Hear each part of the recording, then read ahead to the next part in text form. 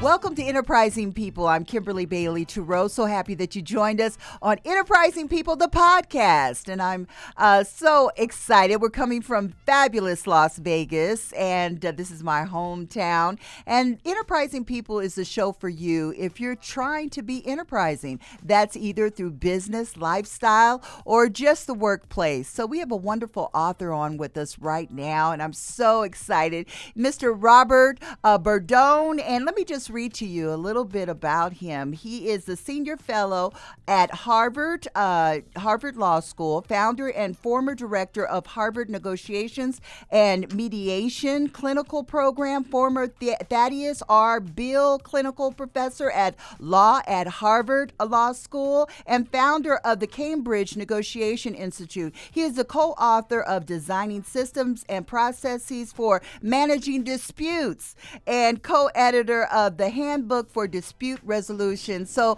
hi, Robert. How are you? I'm doing well, Kim. Thanks for having me. I'm so excited to be here. Yes, I'm so excited. I had a wonderful time with you with Enterprising People, the radio show. And I said, listen, I have to have you on the podcast because really, we need to talk about conflict, resilience. How do we survive? And right now, so much is going on in our political environment and all that is happening. I think people really need to tap into your book. But let's start by just defining how you define conflict resilience. Yeah, so thanks so much. So yeah, my third book, which is called Conflict Resilience, it just came out, and I feel kind of fortunate in terms of the timing, because I define conflict resilience and really distinguish it from conflict resolution. So conflict resilience is really developing that capacity and mindset to sit with the discomfort of our disagreement. So what I would say is it's being able to sit with others where we have very core differences, to be able to speak our own experience, our own truth, with courage, with authenticity, in a non-avoidant way, but also being able to listen to and be curious about the perspective of the other. And that is whether or not we can reach an agreement.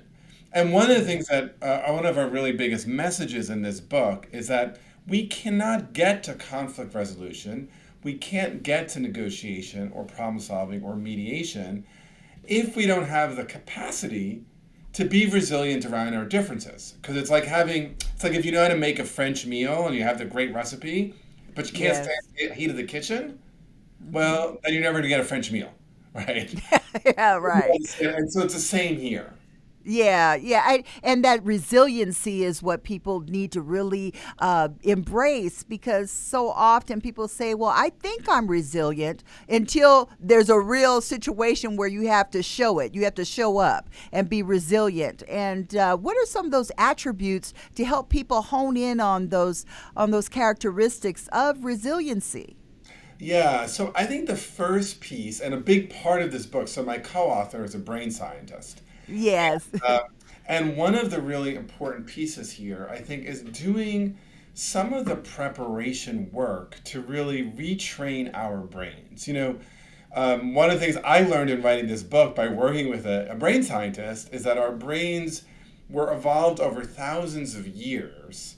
And that instinct that we have to either fight or to run away, to avoid, right? I work with a lot of people who are avoidant, is very adaptive, but it's adaptive to a situation thousands of years ago where we thought we might get killed, right? So if I could beat you, I'll kill you, but if not, I'm going to run.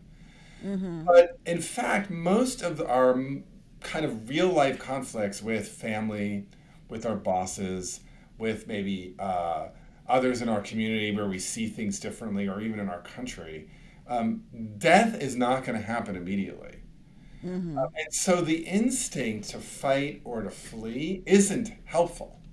And so the first piece is really retraining our brains. And one of the really big insights that I learned about our brains, that sounds like a nice word, retrain your brain. You're right. But you actually can retrain our brain, because our brains are neuroplastic. So if we, when we're confronted with that conflict, take a pause and breathe, and then really think about what the actual consequence of entering into this more directly and confidently is, we'll realize it might not be pleasant, but we'll be Yeah. comfortable, we'll be alive at the other end of it. And Yeah. so that realization, the pause, then the decision to go into it, and then the coming out of it and saying, that wasn't fun, but it wasn't as bad as I feared.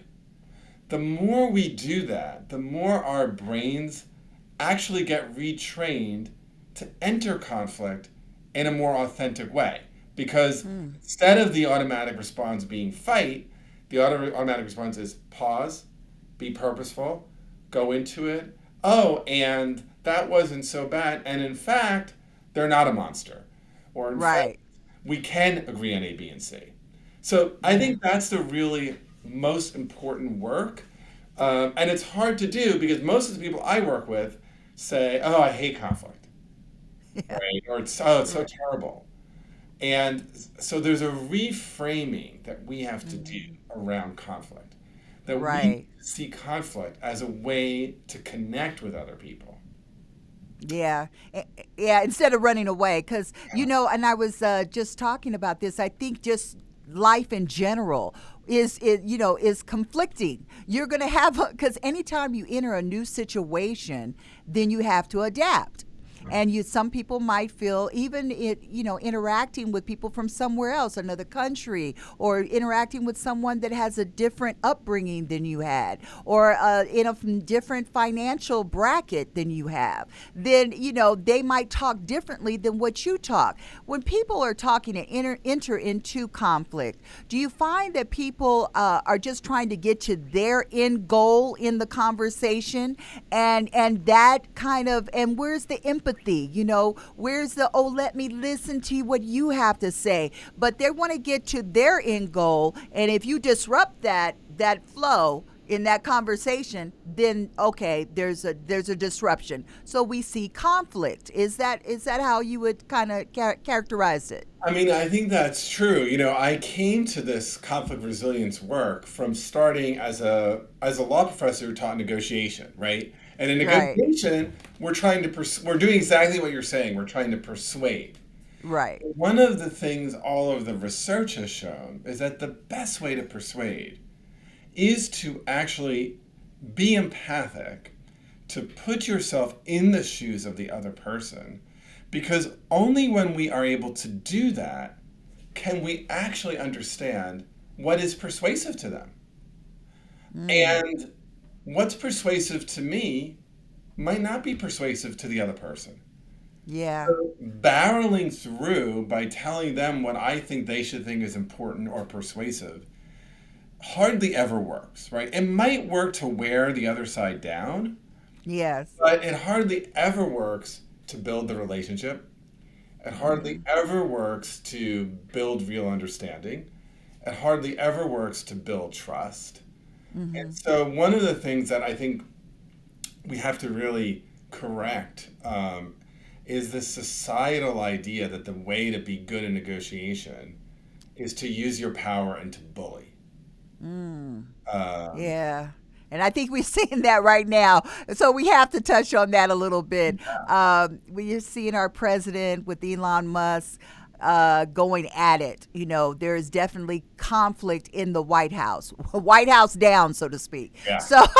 So, where are they going so wrong in your estimation, if you can elaborate on that, or where do you see it going so right? Yeah. Where are we? Sometimes people say, no, you got to bust the balloon, whatever, if it's sitting there, instead of not being authentic and not speaking truth.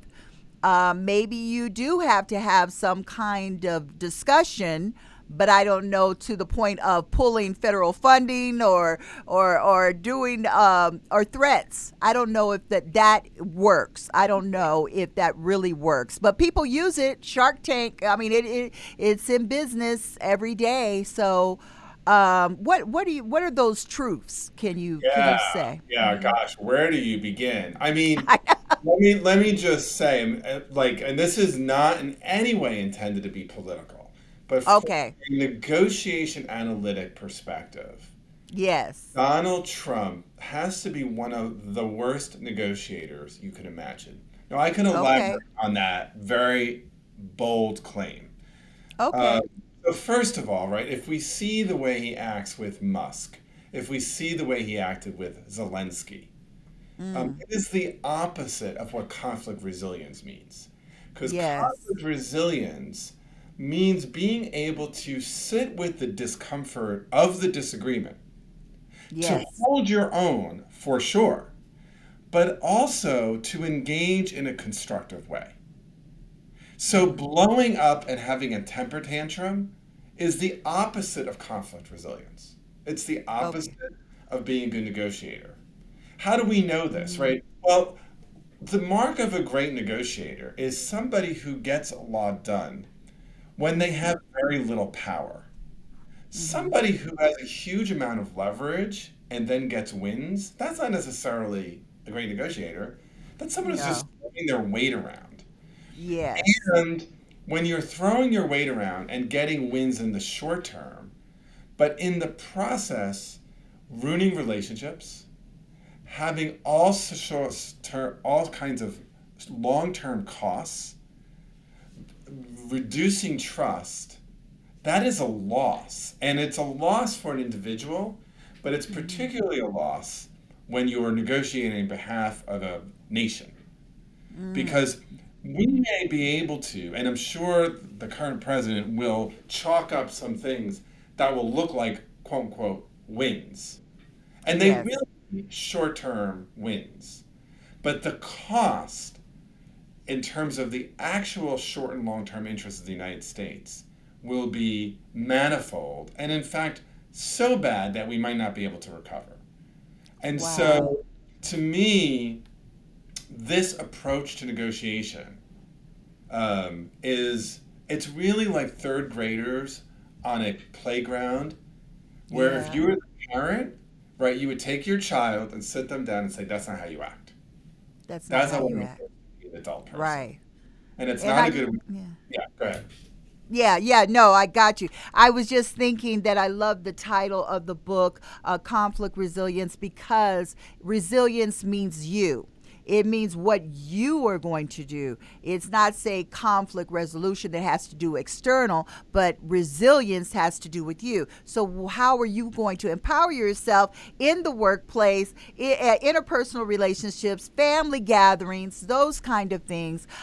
Some people deal with just, I will avoid it. I will avoid. I will avoid. What is wrong with avoiding a potential conflict?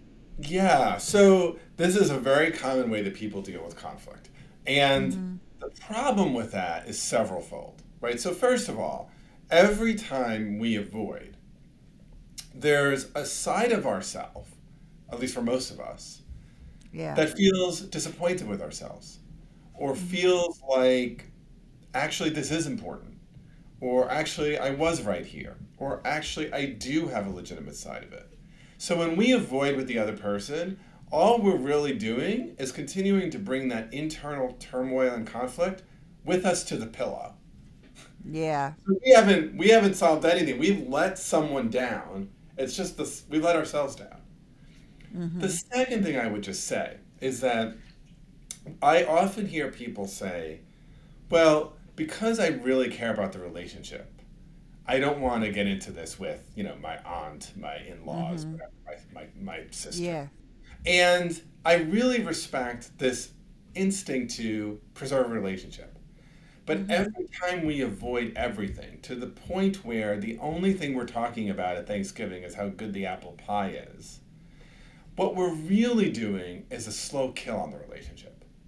Because at Mm. some point, we have nothing really to talk about anymore. You can only talk so much about the apple pie. And then Right, there's right. the year where it's like, 7 o'clock, and we're like, oh, I got to go feed the dog.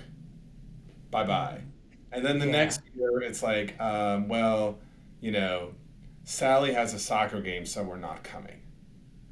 So what happens is our relationships become thinner and thinner, and we're doing it to preserve the relationship, but we're actually disserving it. So I want to be clear, right? Because what I'm not saying is in the middle of Thanksgiving, you should bring up immigration, right? Or in the middle of Thanksgiving, say, let's talk about DEI now. Yeah, Uh, yeah, yeah. but what I am saying is if you and your whatever in-law or your sister have a really big rift around your views on DEI, and you're visiting with each other for a few days, at some point saying, hey, I wonder if we could have a conversation about something that I think we've both struggled on. And I want to have this conversation, even if we can't talk about the issues, maybe to just talk Yeah. about why it's hard for us to talk about this. And I want to do that. There's a side of me that's afraid to have this conversation, and there's a Yeah. side of me that feels like it's important to, because I I want to stay connected to you, and I want to understand your perspective more. Yeah. If you have that conversation, even if you still disagree, Mm-hmm. that's a point of connection, not Ooh. alienation, right? Yes. That is the Yes. reframe about how conflict addressed well, with Mm-hmm. resilience and with some courage, can help you actually connect even in the disagreement. Yes, yes. And people associate, okay, if I'm not resilient in a conflict, if I can't, just walk away because it's getting heated, but I'm dealing with real feelings of anger. But anger is natural. It's a natural emotion. Anger, jealousy, whatever, feeling that I have to win, those kind of things. So, in the book, Conflict Resilience, how do we appropriate emotion and address anger? Yeah, I'm just mad. yeah, I'm very mad. Yeah. yeah, yeah. Great question. So, I think the first step is just increasing our own self awareness of the emotions we're having, and without evaluation, right? Because I think lots of times we're very aware of like a very loud and strong emotion like anger. Mm-hmm. And some of us are like, oh, I shouldn't feel angry, so I'm going to, put it in a bento box. No, no. Yeah. Anger is a real feeling. But the Mm-hmm. other thing is that even if we allow ourselves to be aware of the anger, we're often aware of a bunch of other things. Like at the same time, we could feel sad and Mm-hmm. abandoned and worried and concerned. And all of those are actually helpful. So naming them. So one of the things we talk about in our book is drawing on this Mm-hmm. research by a guy by the name of Matt Lieberman at UCLA. It's what we call affective labeling. So Mm-hmm. naming those emotions to yourself helps instead of the feelings. We always say. I always want to say is like if you don't let yourself have the feelings are going to have you. Yeah, yeah, yeah. Right? So by acknowledging those feelings, that gives us a chance then to decide, well, what should we do next? And sometimes it actually makes sense to talk about them, Hmm. but not just, hey, I've been feeling really angry.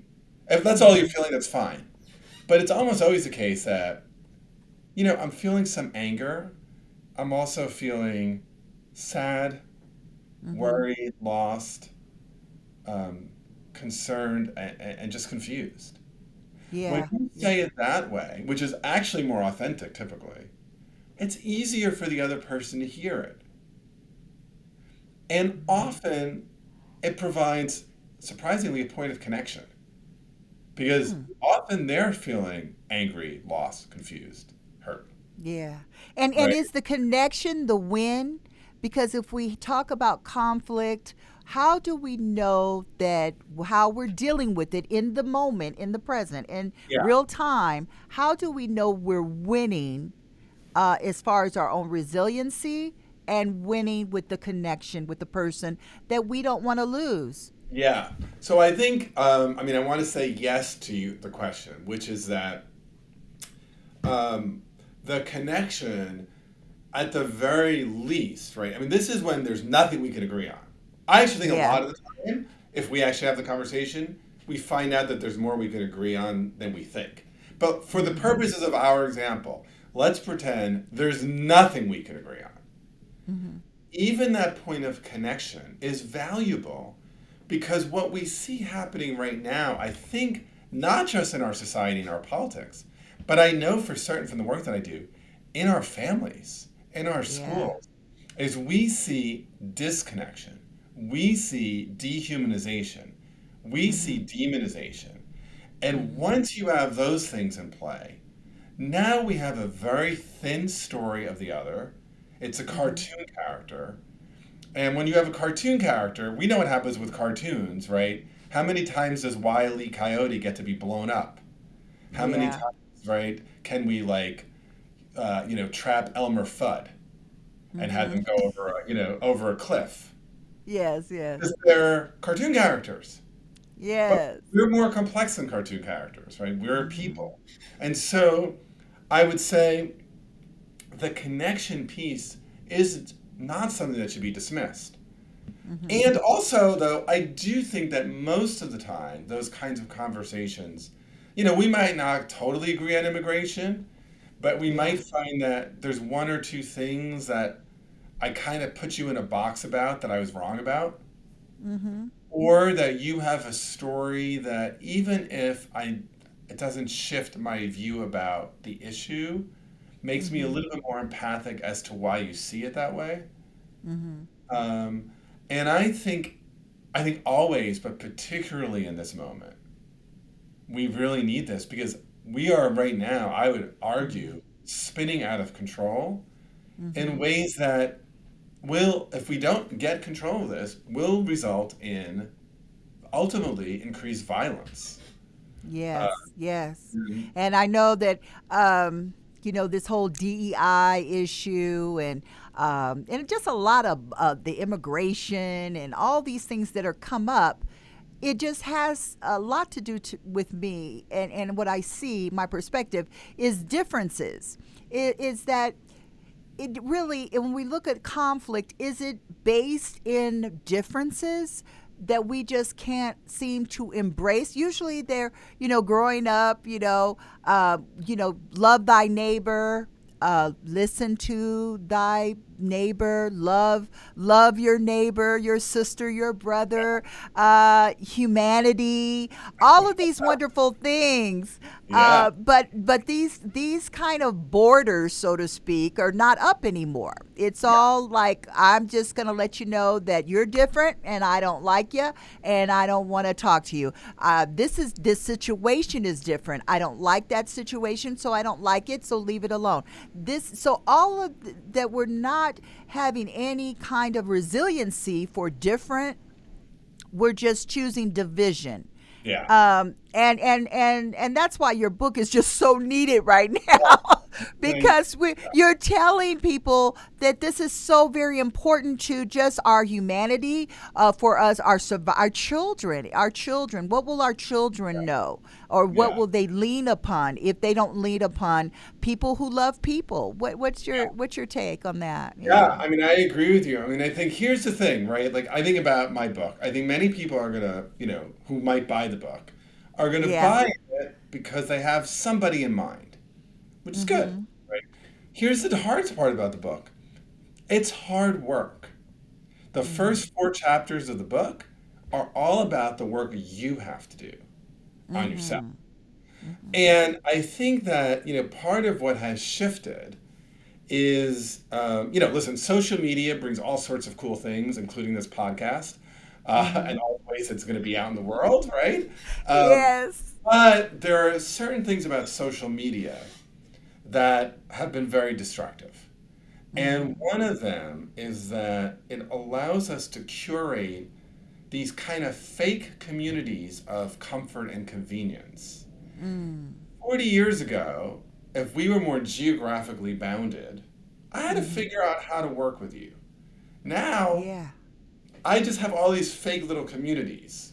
They're not Mm-hmm. fake, they're real, but I don't learn how to have a conversation. So I could share a story with you if it might take 2 minutes. Yeah, To the story. go right ahead. Go. From another podcast that I was on, Uh and huh.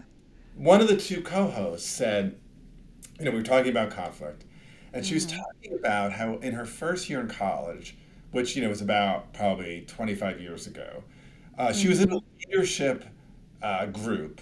And I don't know if you Mm-hmm. know these, lots of times there's these scenarios where there's like 12 people and they need to get into a lifeboat, but the lifeboat only holds 8 people. Yeah. We have to decide, Yes. Yeah. right? Okay, so that's a Uh scenario. huh. And one of the 12 candidates was somebody who was disabled. So this Mm-hmm. woman, turns out she has a brother who has severe disabilities. So she really Mm-hmm. cared about that issue. Someone in the group immediately says, "Well, we should get rid of this kid. I feel bad for him, but he's a Mm-hmm. weight on the group. Let's get rid of him." So she Yeah. gets really mad, ends up afterwards talking to this guy, and they have a heated argument. And she learns that he lives in the same dorm that she does. And over the next few months, gets into lots of heated arguments with him. And then Mm. 5 years later, she marries him. Yeah, but that's not the really funny part of the story, or the lesson of the story. Here's what she said, Okay. I think is totally resonant. She Mm-hmm. said, if that would have happened on Twitter, Mm-hmm. I would have immediately responded with some nasty comment and blocked the guy. Oh. Then I would have had all my people would have put little heart emojis. Yes. And Yes. that's the problem, right? That's the problem. The conversation never happens. And Mm-hmm. then, and this is where the brain science comes in, I get all the heart emojis from my friends, and that gives me all sorts of dopamine hits. Mm-hmm. Mm-hmm.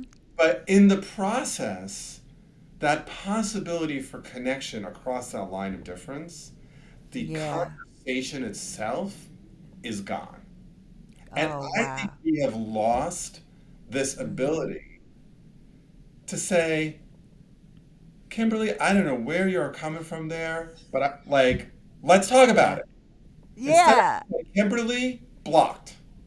Yeah, yeah, that's true. And the saying, "I see you, I see you." I think that that's something that people staying in the moment, seeing the person, Yeah. listening. You have to be a good listener.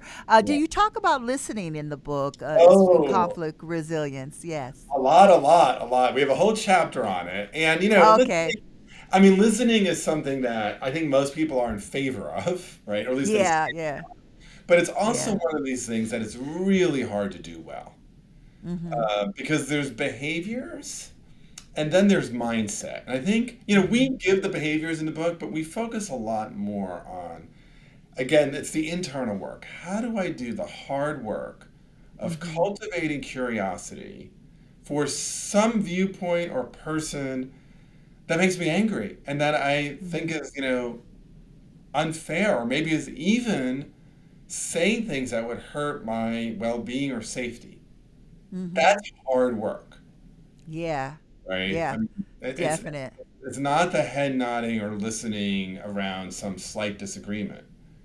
Mhm. But if I'm talking about, whatever, immigration, and Mhm. you have relatives who are undocumented, who have been in this Mhm. country for 20 years, paid taxes, Mhm. and served well, and I'm basically saying they should be scooped up the second they walk out their door and sent mysteriously to El Crazy. Salvador. That's hard for you Yeah. to listen to. That's Yeah, it hard for you to is. listen to, right? How And how is so, Harvard? How is Harvard doing right now? I was thinking Harvard. You come out of the law yeah, school as a well, professor. Is it okay? It's you gonna know, be okay, huh? I hope so. I mean, I have to say, the decisions that the university are making are obviously, way above my pay grade, but Okay. I'm proud that the university is really standing up to the core values of what any Yeah. university should stand up to, um, Yes. around democracy. And one of the things, I'm going to be, I just came back from Singapore, and then I'm going to be doing Yeah. some additional work in Norway with one of my former students, who is one of my star students, who's from Canada. And I said to him, you know, if this thing goes through, I would never have met you, and we would never be doing this work, right? Exactly. And that's just a tiny little lived example, but the kind of richness that is created in any university environment, particularly a place like Harvard, because people come from all around the world, because we have people from all around the world, that's what makes the institution great. And frankly, as Americans, we should be proud that people want to come from all around the world to study here. That's right. The notion that you are saying that these people are, whatever we're saying, terrorists, inciting communists, or the kinds of things, it's so outlandish. I know.